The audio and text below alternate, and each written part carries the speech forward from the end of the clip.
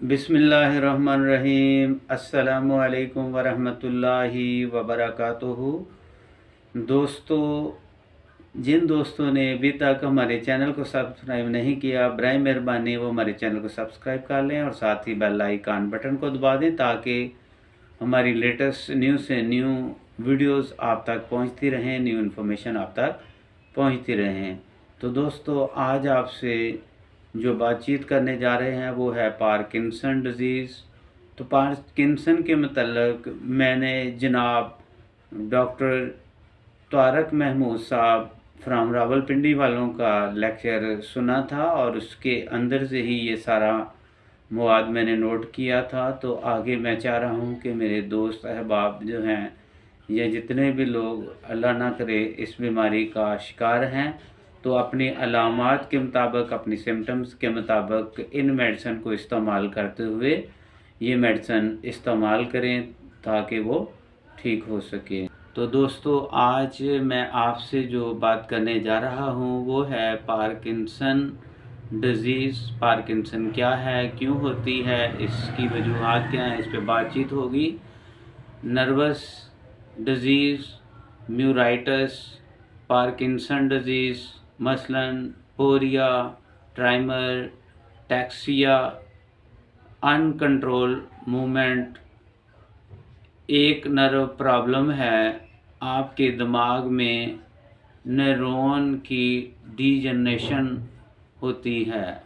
Neuron hormone के नाम क्या हैं और वो क्या क्या काम करते हैं, इस पे मैं मुख्तसर सी बात करूँगा।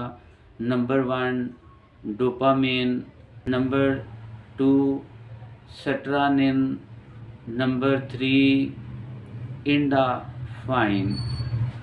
और इस तरह के बहुत सारे न्यूरॉन हार्मोन बनते हैं हमारे दिमाग के अंदर।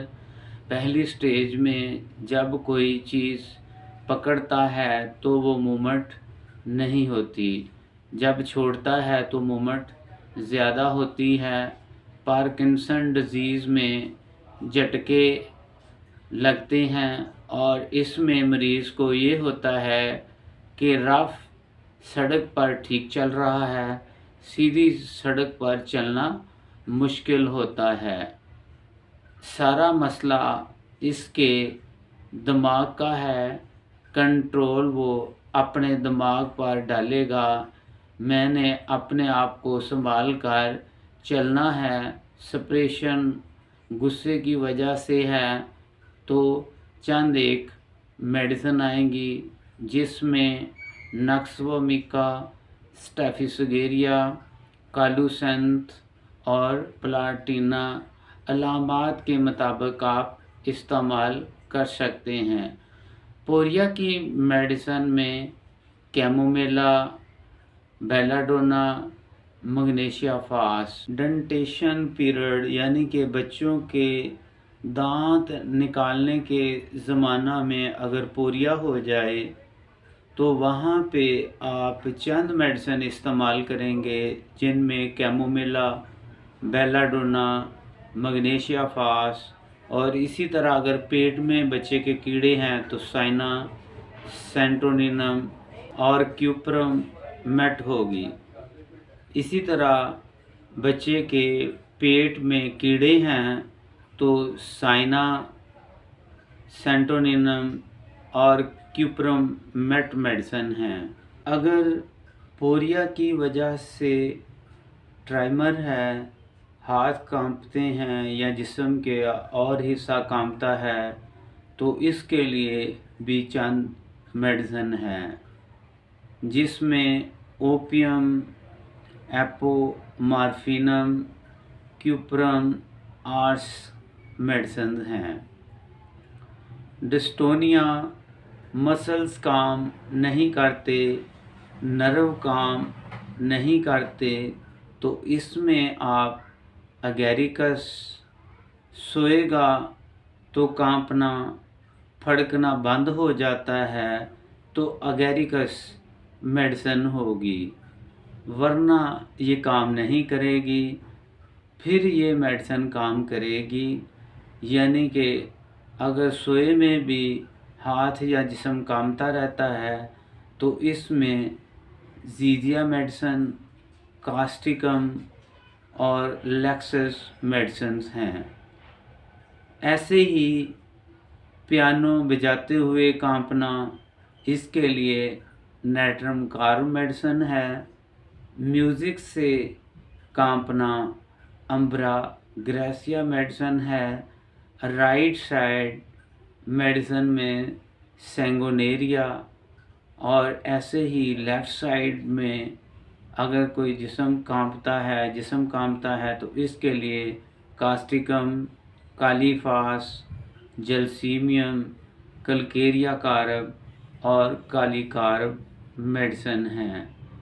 किसी का राइट बाजू है और लेफ़्ट टांग, तो ट्राइमर ठीक करने के लिए ये मेडिसिन आप इस्तेमाल कर सकते हैं, जिसमें एगेरिकस, लेग कैनम, और अगर कुर्सी से उठते हुए कांपता है या नशिस्त से उठना मुश्किल है तो उसके लिए लथेरस मेडिसिन है। ऐसे ही उठते बैठते हुए कांपने के लिए आप जो है रेस्टाक्स और कालीफास मेडिसिन इस्तेमाल कर सकते हैं। इसी तरह लिखते हुए अगर हाथ कांपते हैं, लिखा नहीं जाता, तो उसके लिए मैग्नीशिया फास CM में आप एक खुराक 1 हफ्ते के बाद इस्तेमाल करवाएंगे तो चंद हफ्तों में वो मरीज़ के हाथ जो हैं लिखते वक्त कांपते हैं तो वो कांपना ठीक हो जाते हैं।